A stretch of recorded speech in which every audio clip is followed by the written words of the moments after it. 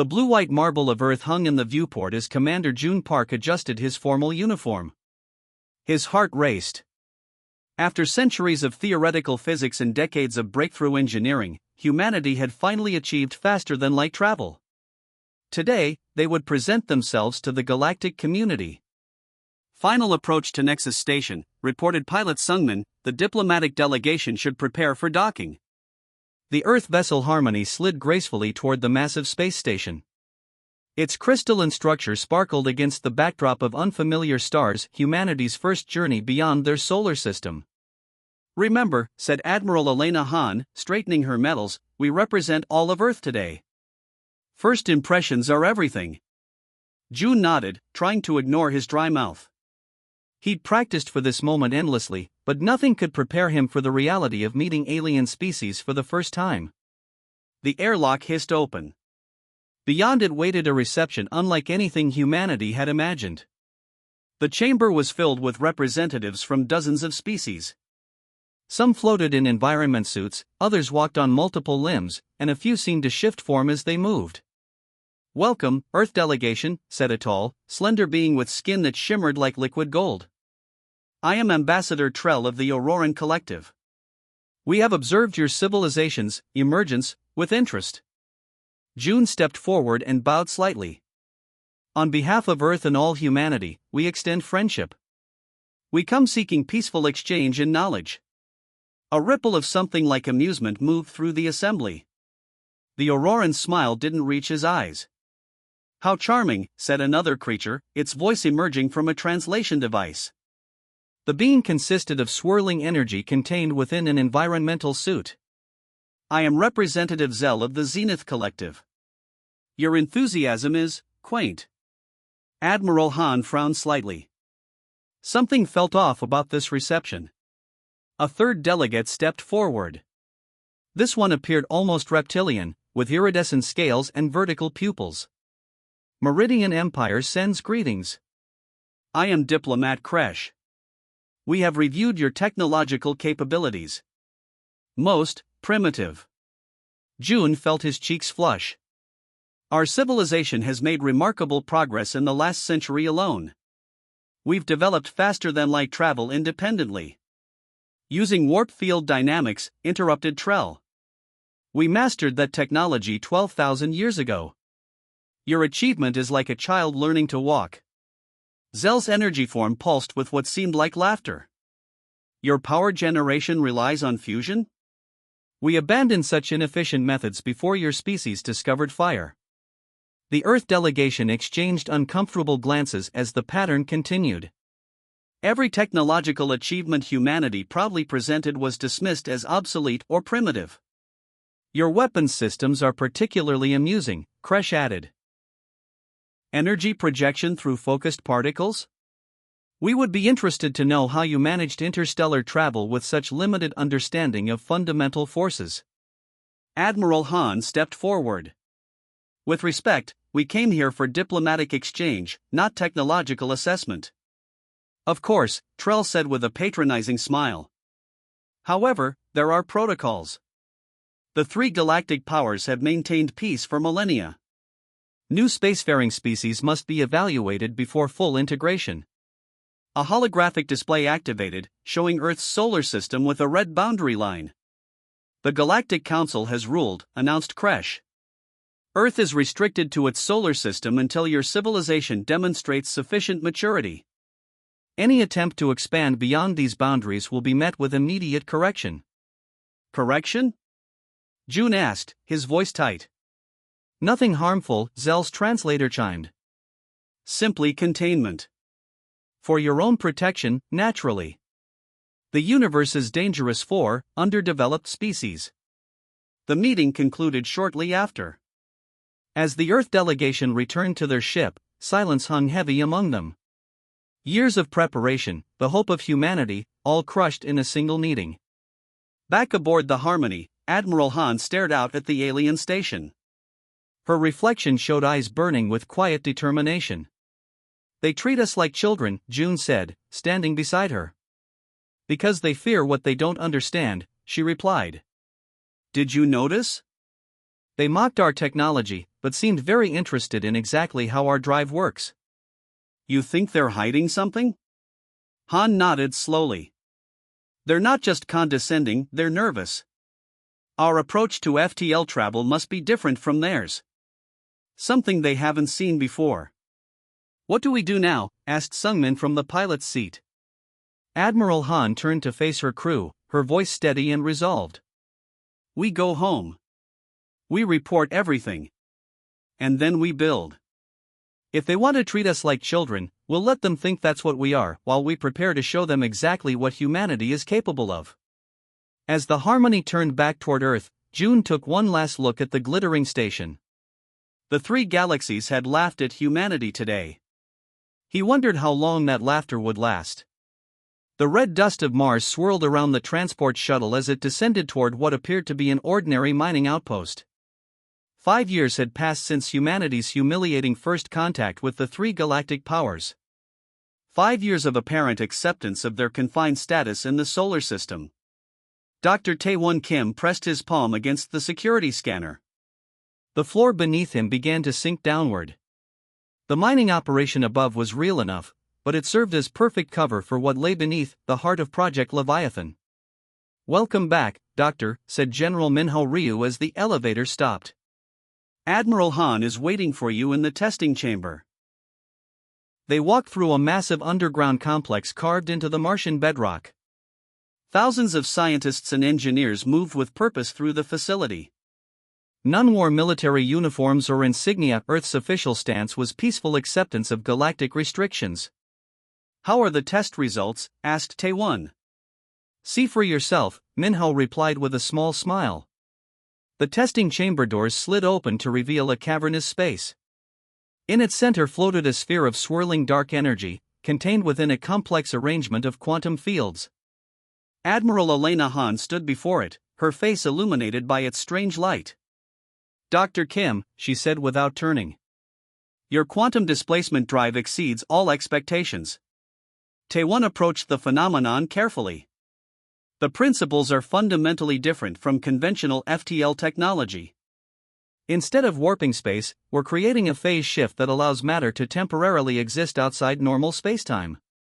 And the Auroran sensors? Cannot detect it, he confirmed.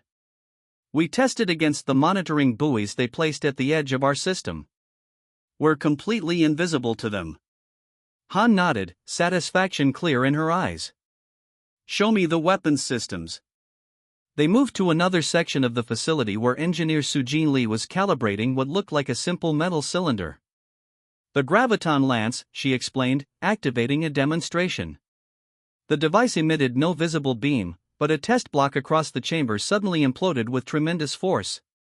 It creates localized gravity wells within target vessels.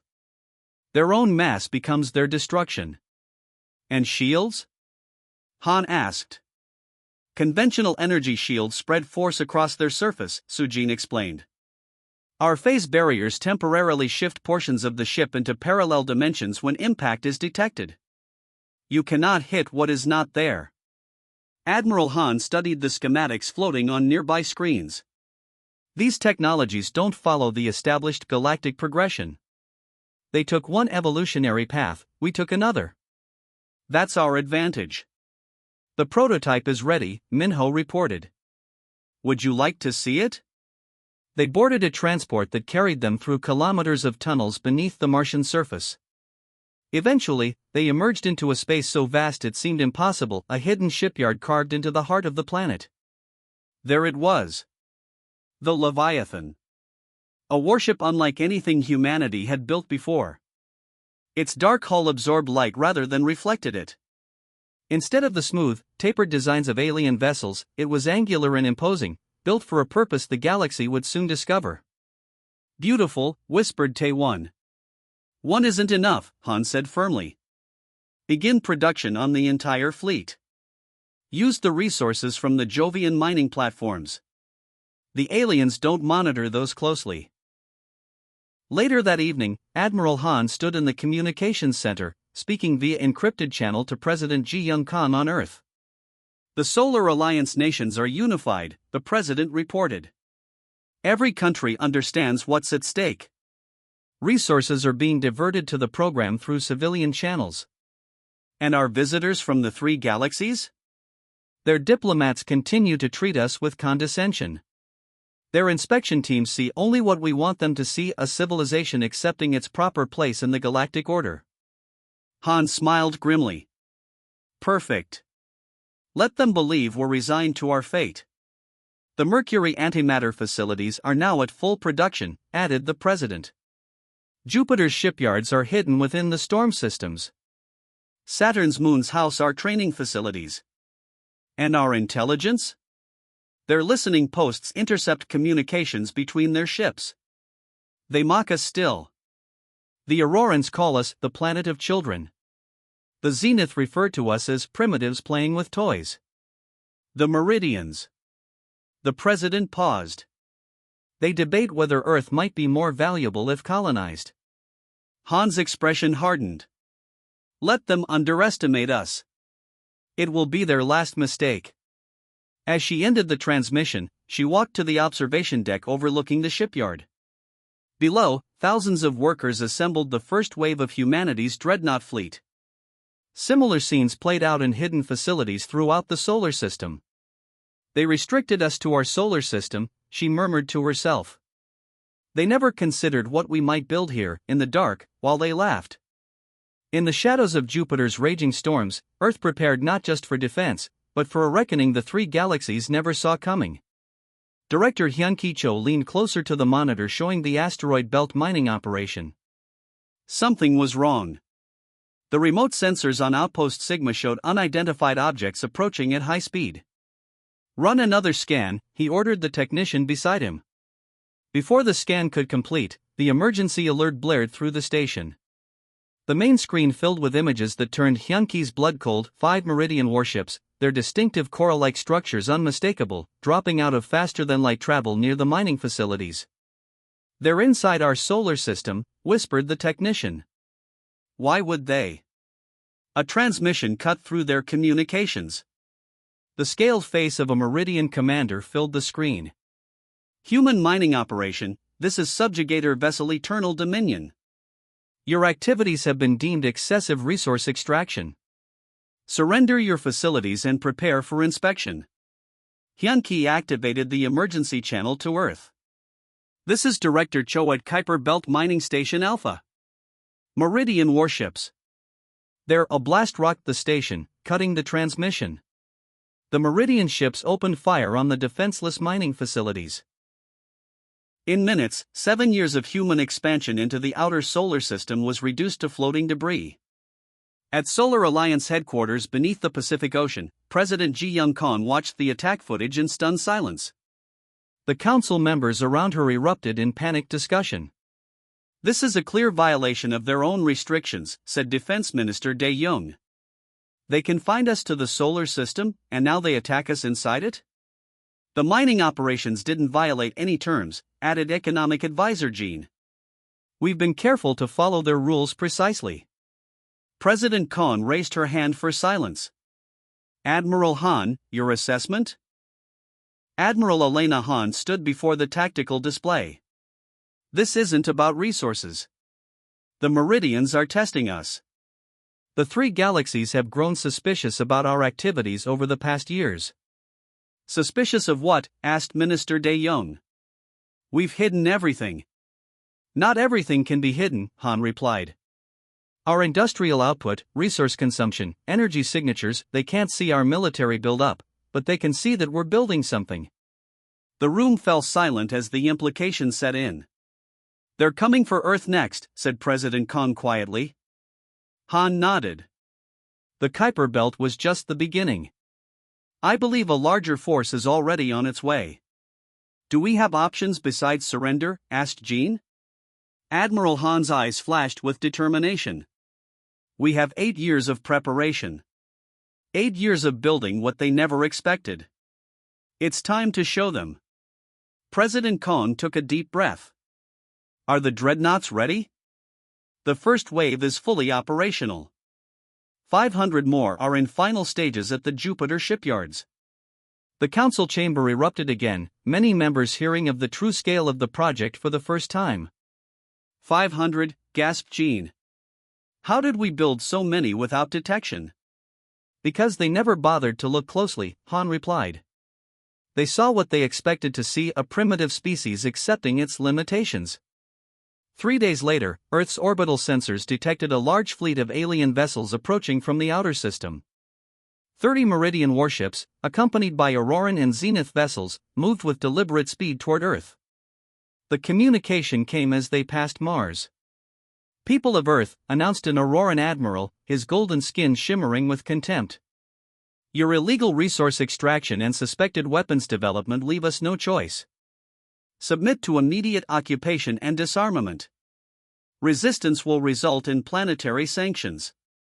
In the command center, President Khan looked to Admiral Han. They give us no choice. Han nodded. Jupiter Fleet, Operation Awakening is go.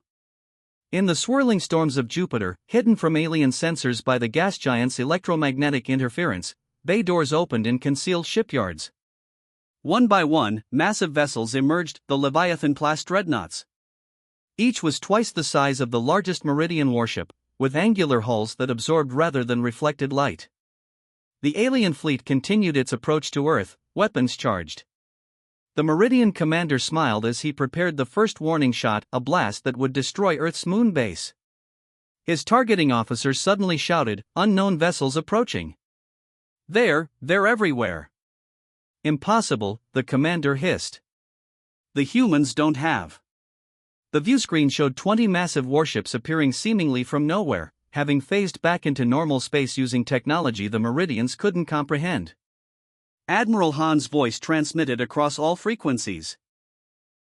"This is Admiral Elena Han of the Earth Dreadnought Fleet Leviathan. Your unprovoked attack on our mining facilities constitutes an act of war. You will power down your weapons and withdraw from our solar system immediately." The Meridian commander laughed. "You expect us to fear these hastily built vessels? The 3 galaxies have dominated space for millennia. You're primitive." His words died as the lead dreadnought fired a single graviton lance. The beam struck an Auroran support ship, which imploded instantly, crushed by its own mass. Across 3 galaxies, the message spread rapidly: the primitives had teeth, and they were bearing them at last. Captain Duyun Park stood on the bridge of the dreadnought Thunderbolt, watching the stars stretch and distort as they emerged from phase shift travel. The massive vessel, nearly 2 kilometers long, returned to normal space with 20 other warships of the Third Strike Fleet. Before them lay the Meridian colony world of Nova Helix, its orbital defenses already activating in response to their arrival. "They're raising shields," reported Tactical Officer Minho Choi. "Detecting energy buildup in their defense platforms." Duyun nodded calmly. "Standard Meridian defense protocol. Let them fire first." The Meridian defense grid unleashed a barrage of energy weapons. Brilliant beams struck the human dreadnoughts and passed harmlessly through them as the vessel's phase barriers activated, temporarily shifting portions of the ships into parallel dimensions. "Return fire," ordered Duyun. "Graviton lances only. Target their orbital platforms, not the colony itself." The Thunderbolt's main weapon charged with a low hum. When it fired, there was no dramatic beam of light, just a ripple in space as gravitational forces reached out to crush the largest Meridian defense station. The alien structure collapsed inward, crushed by its own mass. "Their shields can't protect against gravity manipulation," Minho observed as their sensors showed the remaining platforms being destroyed by other Earth vessels. They never developed countermeasures because they never imagined this approach. 3 weeks had passed since the failed invasion of Earth. The alien armada had been decimated, with only a few ships escaping to spread the news of humanity's unexpected strength. Now, humanity had taken the fight to enemy territory for the first time. "Captain, we're receiving a transmission from Fleet Command," announced Communications Officer Eunji Lee. Admiral Elena Han's face appeared on the main display. "Captain Park, status report?" "Orbital defenses neutralized, Admiral. No civilian casualties. The colony is sending surrender signals." Han nodded with satisfaction. "Excellent. Establish a garrison and proceed to the next target." The Zenith Collective is mobilizing their central fleet. We need to secure the Meridian systems before they arrive. As the transmission ended, Minho approached his captain. The aliens are in disarray. Their communications are frantic. They keep calling us the impossible enemy. Because they never imagined we could develop along a different technological path, Duyan replied. They assumed all species would follow the same progression they did. Across Meridian space, the pattern repeated. Human dreadnoughts appeared near strategic locations, their phase shift technology rendering them undetectable until they chose to reveal themselves. Their weapons systems, developed in isolation from galactic standards, bypassed defensive measures that had protected alien civilizations for thousands of years. On the Auroran homeworld, Supreme Council member Trell faced an emergency session. How could this happen? Demanded a colleague, her golden skin dulled with stress. They were contained, monitored, primitive. We underestimated them, Trell admitted.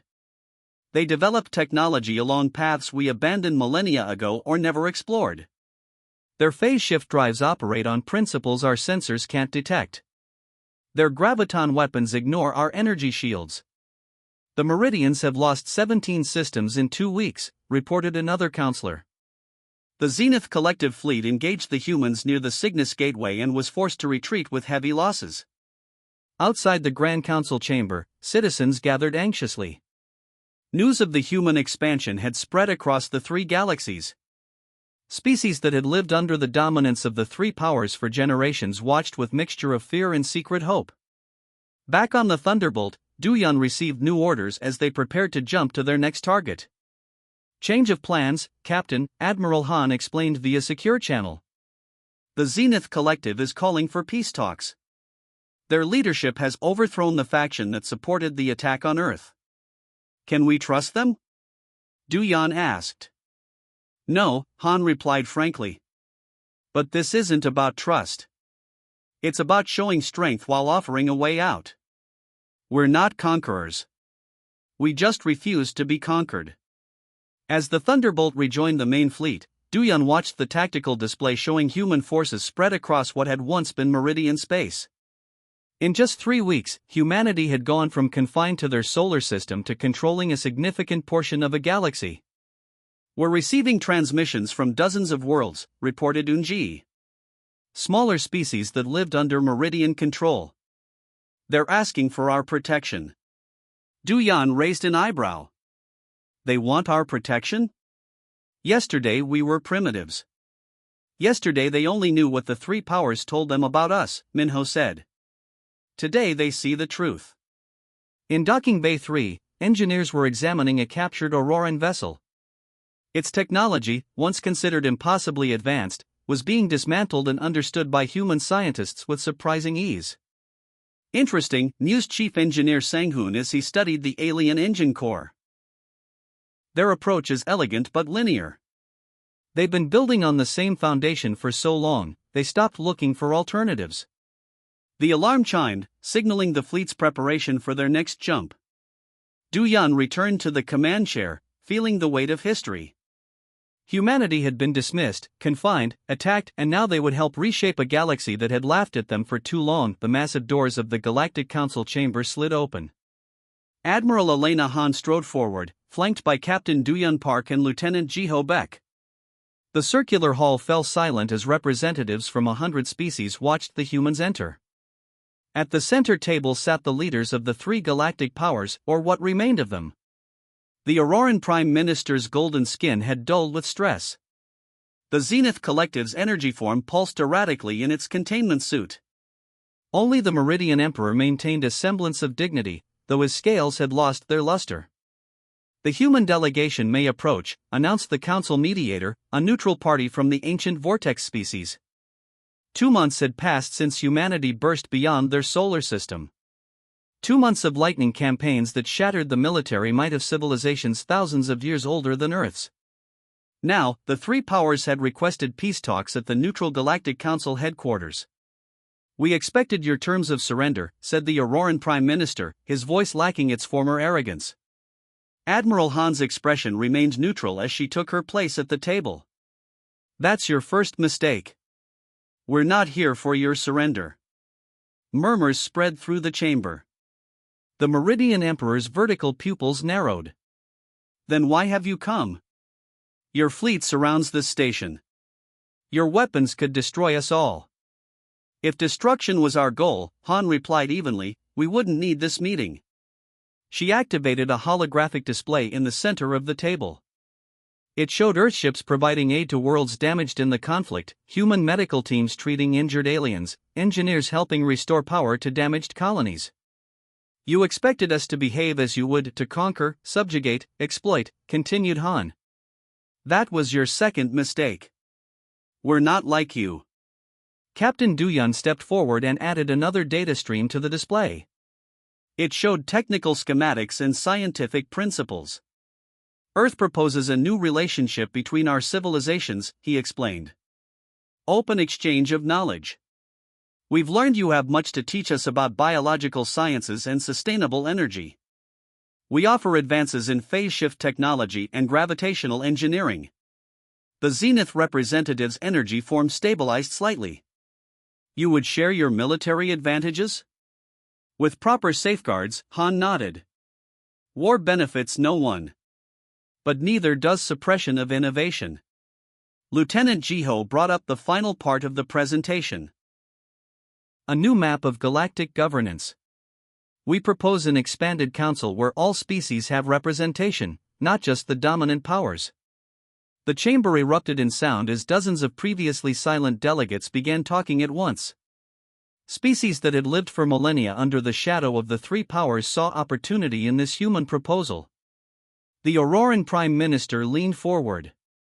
And why should we accept these terms? Your fleet is formidable, but you cannot occupy 3 galaxies. We don't want to, Han replied simply. We just wanted to be treated as equals. Now we're offering the same chance to every species. She gestured toward the gathered delegates. Look around you. For too long, you've ruled through fear and technological suppression. How many brilliant innovations have you crushed because they didn't follow your approved path? How many species have you confined to their worlds because you feared their potential? The Meridian Emperor hissed softly. Your idealism will fade, human. Power corrupts all species eventually. Perhaps, Han acknowledged. That's why we need systems to prevent any one civilization from dominating others again, including humanity. As negotiations continued through the day, Lieutenant Jiho found himself standing near a viewing portal with a young Auroran diplomat. I was there, the Auroran said quietly, at your species' first contact meeting.